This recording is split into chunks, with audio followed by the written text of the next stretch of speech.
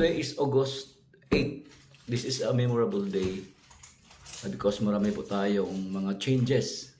Yung mga previously nag-inquired about our business partner and then franchises, lahat po na inyong nalalaman na pag-usapan natin will be until December 31 na lang po. So maraming changes after December 31.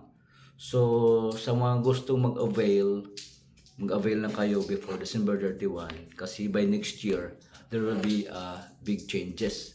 Pinapaganda na lang natin lahat para hindi na tayo mahirapan. So sa tagal na natin sa negosyo, hinahimay-himay natin lahat and then I come up with this. So effective January next year, doon na tayo mag-focus sa franchise. Pinag-iisipan ko kasi yung franchise natin and then yung partnership. Kasi yung partnership dati is parang more advantage doon sa franchise. By next year, gagawin na natin yung franchise ang mas maganda pa sa partnership. Alam ko marami na tayong mga partners talagang nag-work. So yung mga nag-work na mga ginagawa natin doon sa partners, gagawin natin sa franchise. Yung franchise lang is every 3 years magre-renew kayo, pero half lang po ng franchise fee. Doon naman sa partnership, although ngayon sabi ko sa inyo, mag-avail na kayo kasi mas mura siya sa franchise. So this price will until December 31. So i-avail nyo na ngayon dahil bibigyan ko kayo ng pagkakataon na hanggang December 31, ma-avail nyo na yung mga interesado sa partnership. Pero gagawin man natin yan next year na mayroon tayong malaking changes, eventually, more advantage pa rin yan sa mga partners in the long run. Kasi nga, you are using your name and then mangyayari by next year, mas mahal konti na yung partnership. Kumbaga, mayroon kayong mas mataas ng konti ang inyong babayaran sa partnership.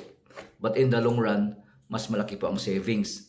And then, sa franchise naman, mas lower ng konti, pero kukunti lang yung mababayaran ninyo.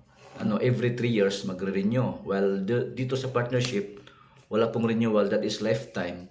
Kaya medyo mas mataas yung yung partnership fee. So in the long run, panalo pa rin yung partnership. Pero sa start lang, medyo meron tayong kakunting diferensya na mas mataas na konti versus sa franchise. Dahil maraming konsiderasyon tayo na tinitingnan. Based doon sa mga previous nating mga partnerships, I decided na gano'n na yung final nating arrangement. So eventually, maganda pa rin itong dalawa. Win-win itong dalawang sistema natin, itong partnership and then franchise. Pero ginagawa ko lang ito para meron na tayong magiging final version ng ating business model. So kayo lahat na mga nagpaplano, nagbabalak, kung gusto kayong makatipid, i-avail nyo na yung pinag-usapan natin kailan kayo gusto. So within this year, matagal pa naman. Today is August 8, September, October, November, December. So ang layo pa. So iba naman ay nakapag-avail na, nagbayad na ng half, mayroon na silang mga payment. As is na yon. So until December 31. Eventually, franchise will remain as is. Magbabago lang itong partnership. Pero magbabago man itong partnership, promise ko sa inyo, ang laki pa rin ang advantage. Kasi ang advantage doon, in the long run, pangalan ninyo. So mayroon lang tayong additional na charges kasi nga ang laking advantage doon sa inyo. So kung gusto nyo ni-avail na yung plano nyo, mag-avail na kayo within this year. Kasi by next year, malaki na yung changes. Actually, hindi naman malaki yun. Pag talagang yung yung nag-iisip talaga kayo negosyo, sisiw lang yan kung titingnan nyo naman yung